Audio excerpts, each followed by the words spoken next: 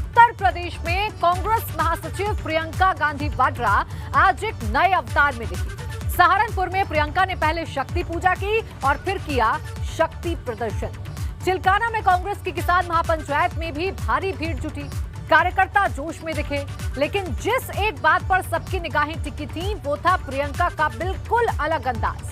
वो हाथ में रुद्राक्ष की माला फेरती हुई नजर आई। पूजा के दौरान मंदिर में ध्यान लगाया और उसके बाद भगवा दुपट्टा लपेटकर भाषण दिया। क्या ये सिर्फ सब कुछ संयोग था या फिर सीएम योगी की लोकप्रियता को चुनौती देने के लिए नई रणनीति? 56 इंच का सीना देख लिया, जिसके अंदर एक छोटा सा दिल है। ये नया कानून बड़े बड़े करोड़पतियों को मदद करेगा। किसानों को आंदोलन जीवी कहा। ये प्रियंका का नया अवतार है। माथे पर तिलक, गले में भगवा, हाथों में रुद्राक्ष की माला। सहारनपुर से कांग्रेस के मिशन 2022 के लिए मजबूत जमीन तैयार करने निकली प्रियंका का ये रूप जिसने भी देखा वो पहली बार में चौंक उठा। उत्तर प्रदेश में कांग्रेस को दोबारा सत्ता तक पहुंचाना प्रियंका का सबसे बड़ा मकसद है। चुनौती है योगी आदित्यनाथ की सरकार से। तो क्या प्रियंका पर सीएम योगी की चुनौती हावी हो रही है? ये कयास इसलिए क्योंकि पूजा और तिलक तो सामान्य बात थी, लेकिन अब प्रियंका भगवा दुपट्टे के साथ मंच पर दिख रही हैं। हाथों में रुद्राक्ष का दिखना भी महज संयोग नहीं लगता और नहीं संयोग लगती है प्रियंका की बातें।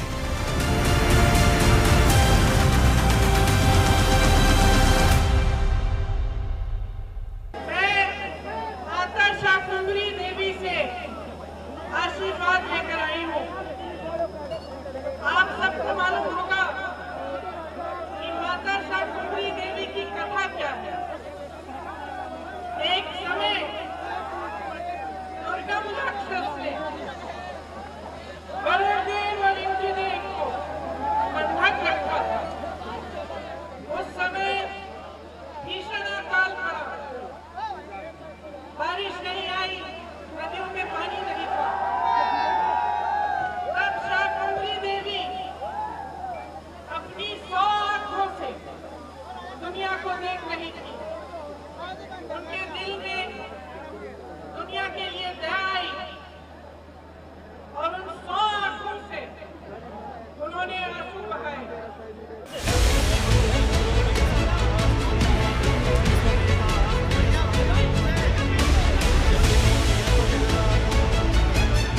प्रियंका ने सहारनपुर में किसान पंचायत से पहले मां शाकंभरी देवी के मंदिर में जाकर पूजा की। यहाँ 40 मिनट तक ध्यान में बैठी रही। रायपुर के खानकाह दरगाह में भी गईं, यहाँ जियारत की।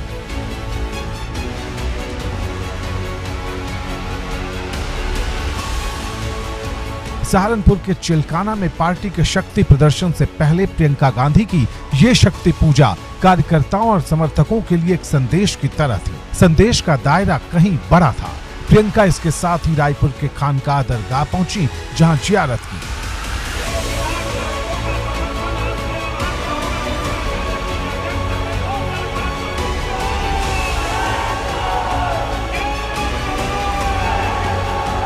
इसके बाद प्रियंका चिलकाना में पार्टी की किसान पंचायत के मंच पर जब पहुंची तो यहाँ जन सैलाब उमड़ा हुआ नजर आ रहा था। कांग्रेस के नेता गदगद दिखे। प्रियंका के चेहरे पर मुस्कान थी। जब माइक संभाला तो जुबान पर सिर्फ किसान और सिर्फ किसान की बातें थी। केंद्र सरकार को ललकारते हुए कहा, मैं किसानों के साथ खड़ी हूँ। ये आपकी जमीन का आंदोलन है। एक भी कदम पीछे मत हटिए। हम आपके साथ खड़े हैं, आपके साथ लड़ेंगे। जब तक ये कानून रद्द नहीं होंगे तब तक हम पीछे नहीं हटेंगे। आपको मालूम है कि कांग्रेस की सरकार के समय आपके लिए क्या क्या किया गया था। अगर कांग्रेस की सरकार आएगी तो ये कानून रद्द किए जाएंगे। आपको न्यूनतम समर्थन मूल्य मिलेगा। आपकी मदद के लिए कानून बनेंगे, आपको पीसने के लिए नहीं बनेंगे। सियासत में हर संकेत, हर संदेश की अहमियत होती है। इसलिए प्रियंका के नए अंदाज को लेकर अटकलें लगाई जा रही हैं कि अब यूपी में कांग्रेस की राजनीति की राह बिल्कुल नई होगी क्या? प्रियंका के सभा में पार्टी कार्यकर्ता जोश में दिखे। जाटलैंड में जब किसानों की लगातार महापंचायतें हो रही हैं, जब रालोद जैसे दल पूरी ताकत के साथ शक्ति प्रदर्शन कर रहे हैं, 6 महापंचायतें रालोद की हो चुकी हैं, ऐसे में कांग्रेस ने भी इस जमीन पर बड़ा शक्ति प्रदर्शन कर दिखाया है, जहां उसने कई बार जाट और मुस्लिमों के साथ दलित वोटरों को एकजुट कर राजनीतिक प्रयोग किए हैं। लेकिन सालों से ये फॉर्मूला फेल होता रहा। अब किसान आंदोलन के बहाने कांग्रेस के स्थानीय कार्यकर्ता नई उम्मीद से भरे हुए दिख रहे हैं। उत्तर प्रदेश में इस वक्त कांग्रेस अगर कहीं सबसे ज्यादा मजबूत है तो वो सहारनपुर है। पार्टी के मौजूदा 5 विधायकों में से 2 विधायक इसी जिले से हैं। यही वजह है कि प्रियंका ने अपनी पहली किसान महापंचायत के लिए सहारनपुर को चुना। अविनाश तिवारी, सहारनपुर, एबीपी गंगा।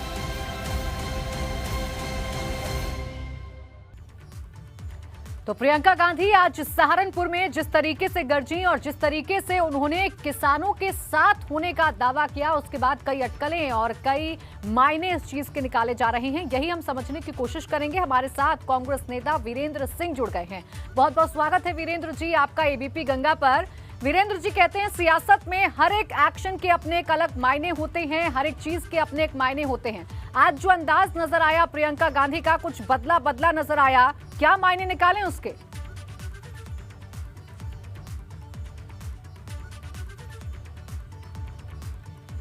वीरेंद्र जी, सवाल मेरा यह है, देखिए कहते हैं सियासत में हर एक एक्शन के अलग मायने होते हैं, हर एक अंदाज के अलग मायने होते हैं।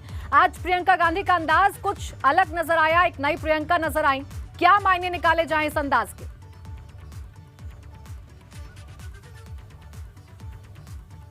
देखिए, प्रियंका गांधी के अंदाज तो उनका पुराना ही अंदाज है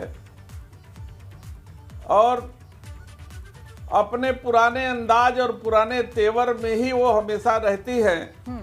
जहां तक भारतीय जनता पार्टी का सवाल है, वो उनकी जो सभा में उठी जो भीड़ है और उनके अंदाज को देख करके वो ध्यान को आकर जो है डाइवर्ट करने के लिए वो तरह तरह के हथकंडे अपनाती है। उसमें से यह हथकंडा एक है, जैसे कि चाहे वो कोरोना काल दे लीजिए, तबलीगी जमात को आगे रख करके उन्होंने किया। आज जो है लॉ एंड ऑर्डर की व्यवस्था है। इधर जो है कि कासगंज में बहुत बड़ी घटना हो गई, दूसरा बिकरू कांड हो गया। यहाँ वहाँ पे मथुरा में जो पूर्व पार्षद को गोली मारी गई, एक महिला छात्रा के साथ जो है छेड़खानी की गई। वीरेंद्र जी, देखिए उत्तर प्रदेश में क्या हो रहा है, उत्तर प्रदेश की घटनाएं क्या है, मैं इस पर आपसे सवाल नहीं कर रही थी। मैं तो प्रियंका गांधी के इस दौरे को लेकर सवाल कर रही थी, क्योंकि गले में भगवा था, हाथ में रुद्राक्ष था, इसीलिए इसके मायने मैं तो सिर्फ आपसे सिंपल ही मायने समझ रही हूँ। निश्चित रूप से तो सिंपल माने यह तो प्रियंका गांधी का व्यक्तिगत अपना मामला है और उनकी आस्था है। जिन्होंने जो आस्था के कारण शाकुंभरी देवी मंदिर में गई हैं और शाकुंभरी मंदिर में जाकर के उन्होंने पूजा अर्चना की और जिन्होंने वहाँ के पुजारियों ने जो स्वागत किया है और उस स्वागत का उन्होंने सम्मान किया है जी, इससे बड़ी बात तो कुछ है नहीं।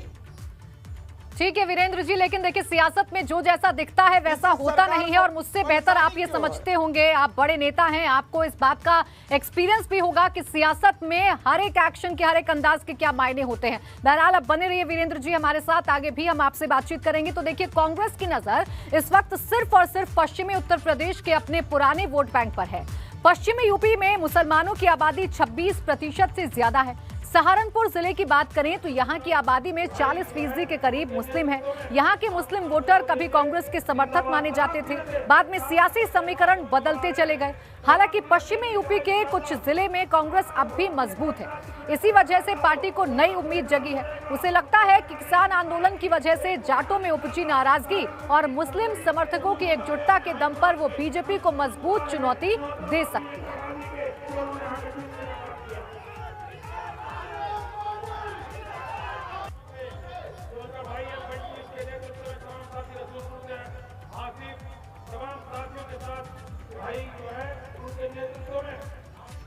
तो देखिए, सहारनपुर में पहला शक्ति प्रदर्शन था और इसे किस तरीके से इसके मायने निकाले जा रहे हैं ये हम आपको लगातार समझाने की कोशिश कर रहे हैं। वीरेंद्र जी भी लगातार हमारे साथ बने हुए हैं। वीरेंद्र जी, देखिए, अब कहा तो ये भी जा रहा है कि किसान आंदोलन से जिस तरीके के हालात पैदा हुए हैं, जो नाराजगी किसानों में पैदा हुई है और जो एक वैक्यूम जाटलैंड में पैदा हुआ था, कहीं ना कहीं अब उसे भुनाने की कोशिश कांग्रेस कर रही है और इसी से जोड़कर इस शक्ति प्रदर्शन को देखा जा रहा है।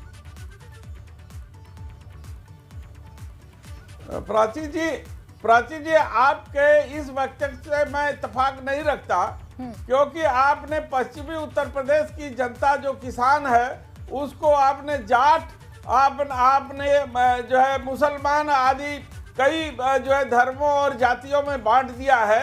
ये भारतीय जनता पार्टी की तरकीब है, जो बांट करके वह कमजोर करने की रणनीति पर विश्वास रखती है। कांग्रेस ने हमेशा हिंदू, मुस्लिम, सिख, ईसाई सभी धर्मों का सम्मान किया है। कभी उन्होंने जनता के बीच में डिस्क्रिमिनेशन नहीं किया है। वो न जाति में विश्वास करती है, न एक धर्म को बढ़ावा देने में विश्वास करती है। और इसी मुद्दे पर, किसानों के मुद्दे पर आज कांग्रेस पार्टी खड़ी है और उसने ये बता दिया कि हम किसानों के साथ हैं और इस आंदोलन के जरिए इस सरकार ठीक है वीरेंद्र जी, देखिए, हमारे इन शब्दों का इस्तेमाल करने से आपको आपत्ति हो रही है, लेकिन ये मुझे बताने की जरूरत नहीं है कि सियासतदान इन शब्दों का इस्तेमाल और कैसे जाति धर्म की राजनीति करते हैं और कैसे उसे भुनाने की कोशिश करते हैं। बहरहाल, बहुत शुक्रिया आपका हमारे साथ जुड़ने के लिए और हमसे बातचीत करने के लिए। देखिए, कांग्रेस को आज प्रधानमंत्री नरेंद्र मोदी ने भी जमकर खरी खरी सुनाई है। लोकसभा में किसान आंदोलन के मुद्दे पर बोलते हुए प्रधानमंत्री ने कांग्रेस पर तीखा तंज कसा। पीएम मोदी ने कहा कि कांग्रेस कंफ्यूज्ड पार्टी है, इसलिए किसान आंदोलन के मुद्दे पर उसका रुख उलझा हुआ है। का ये हाल हो गया है कि पार्टी का राज्यसभा का सबका एक तरफ चलता है और पार्टी का लोकसभा का सबका दूसरी तरफ चलता है। ऐसी डिवाइडेड पार्टी, ऐसी कंफ्यूज पार्टी न खुद का भला कर सकती है, न देश की समस्याओं के समाधान के लिए कुछ सोच सकती है। मैं हैरान हूं, पहली बार एक नया तर्क आया इस सदन में कि भाई हमने मांगा नहीं था तो दिया क्यों, हमने मांगा नहीं तो दिया क्यों। पहली बात है कि लेना न लेना आपकी मर्जी है, किसी ने किसी के गले मड़ा नहीं है, ऑप्शनल है, एक व्यवस्था है और देश बहुत बड़ा है। हिंदुस्तान के कुछ कोनों में इसका लाभ होगा, हो सकता है किसी एक आध कोने में न भी हो, लेकिन ये कंपल्सरी नहीं है। प्रधानमंत्री मोदी ने किसान आंदोलन में शामिल कुछ लोगों को फिर से आंदोलनजीवी कहा। पीएम ने कहा, ऐसे लोग आंदोलन को अपवित्र कर रहे हैं और लोगों में भ्रम फैला रहे हैं। आंदोलनकारी जो होते हैं वो ऐसे तरीके नहीं अपनाते, आंदोलनजीवी होते हैं वो ऐसे तरीके अपनाते हैं और वो कहते हैं ऐसा हुआ तो ऐसा होगा, ऐसा होगा तो ऐसा होगा, ऐसा होगा तो ऐसा होगा।